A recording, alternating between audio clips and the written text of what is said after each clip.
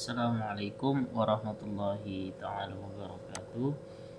Perkenalkan, nama saya Ridwan Hamid dari kelas TI 3E. Di sini saya akan menjelaskan protokol dan model.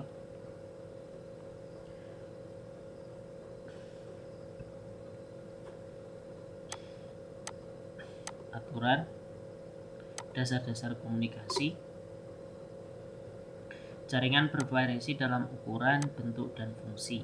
Mereka bisa menjadi rumit seperti perangkat yang terhubung melalui internet atau sederhana dua komputer yang terhubung langsung satu sama lain dengan satu kabel dan apapun di antaranya.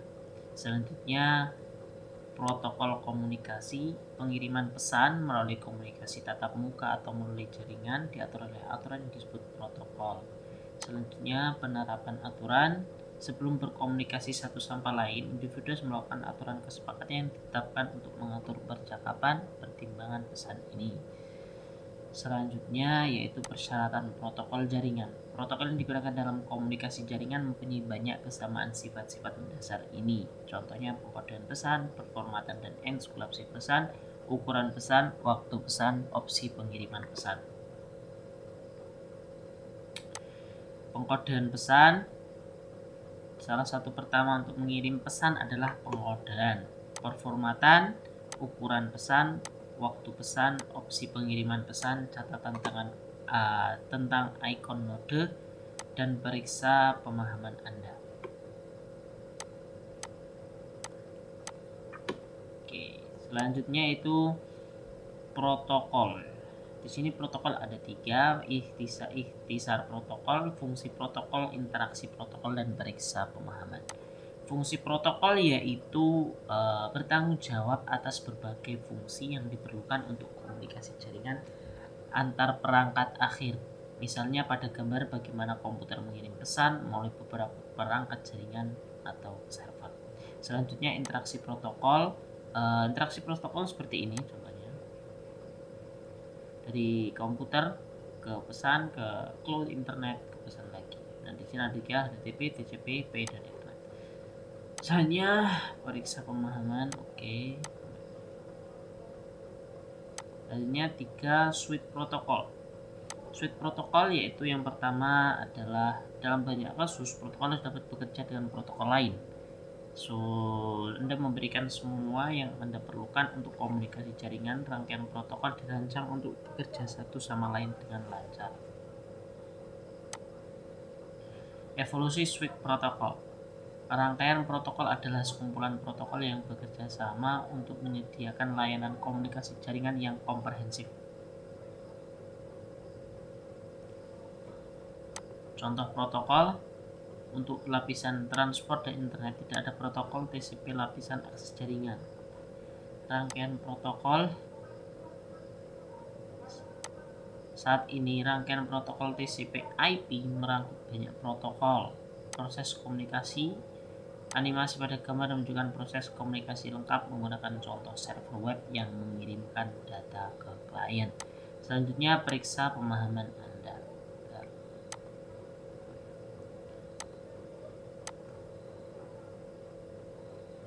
Selanjutnya organisasi standar. Ya, pertama adalah standar terbuka. Saat membeli ban, standar terbuka mendorong interoperabilitas, persaingan, dan informasi. Mereka juga menjamin bahwa produk dari satu perusahaan tidak dapat memonopoli pasar atau mempunyai keunggulan yang tidak adil atas pesaingnya. Satu yaitu standar Internet Society. Di sini ada Dewan Arsitektur Internet, berbagai protokol di sini. Dan selanjutnya standar elektronik komunikasi. Organisasi standar lainnya mempunyai tanggung jawab untuk mempromosikan dan menciptakan standar elektronik dan komunikasi yang digunakan untuk mengirimkan paket IP sebagai sinyal elektronik melalui media kabel atau nirkabel. Selanjutnya lab standar jaringan. Di sini ada 2, organisasi standar jaringan, penelitian dan menemukan pengalaman internet dan jaringan komputer. Selanjutnya yaitu 3.5 mode referensi. Manfaat mode referensi ada 5, yaitu manfaat menggunakan model,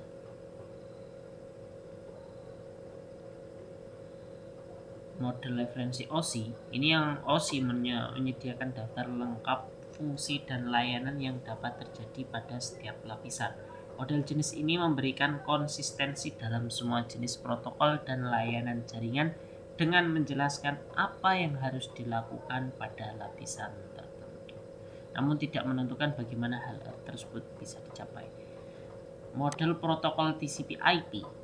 Model protokol TCP/IP untuk komunikasi interworld diciptakan pada tahun 1970-an dan kadang-kadang disebut sebagai model internet.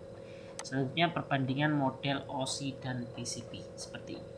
Contoh seperti ini, seperti yang ada di gambar. Selanjutnya paket tracer seperti ini. Selanjutnya enkapsulasi data. Yang pertama yaitu segmentasi pesan. Kedua yaitu pengurutan seperti ini. Kita urutkan tantangan dalam menggunakan segmentasi dan multiplexing untuk mengirimkan pesan mulai jaringan adalah tingkat kompleksitas yang dapat ditambahkan pada proses tersebut. Bayangkan jika Anda harus mengirim surat setebal 100 halaman, namun setiap amplop hanya mampu menampung 1 halaman, oleh karena itu diperlukan 100 amplop dan setiap amplop perlu diberi alamat satu persatu. Ada kemungkinan surat setebal 100 halaman dan 100 amplop berbeda tiba dalam keadaan rusak. Contohnya seperti itu. Yang ketiga yaitu unit data protokol. Seperti ini. Ini contoh enkapsulasi.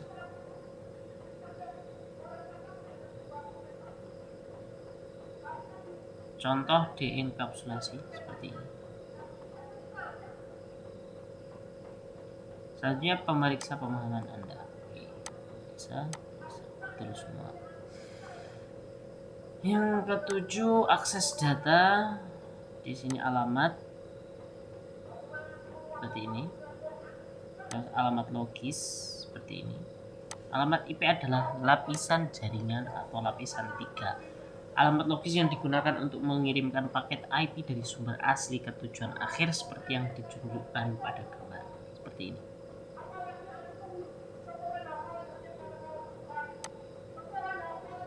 Perangkat di jaringan selanjutnya yaitu perangkat di jaringan yang sama. Dalam contoh ini kita memiliki komputer klien PC1 berkomunikasi dengan server FTP pada jaringan IP yang sama. Perangkat jaringan jarak jauh. Perangkat lapisan data link, jaringan IP yang sama, perangkat jaringan jarak jauh, perangkat alamat tautan, lab install WordShark, lab gunakan WordShark. Selanjutnya yaitu pemeriksa. Modul latihan dan kuis.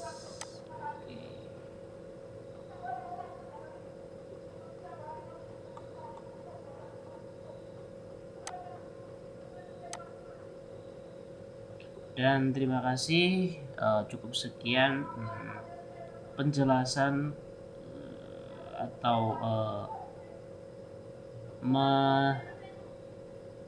membaca ulang dari saya.